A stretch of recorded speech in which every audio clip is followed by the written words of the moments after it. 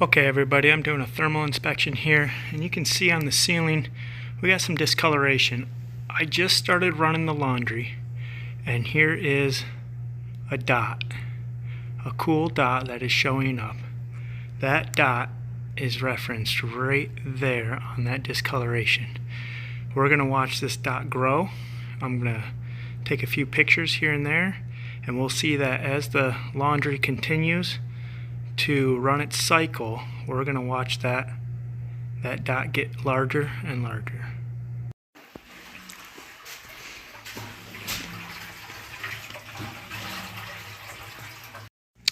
Okay everybody, after running a couple small loads, you can see how that spot has gotten bigger.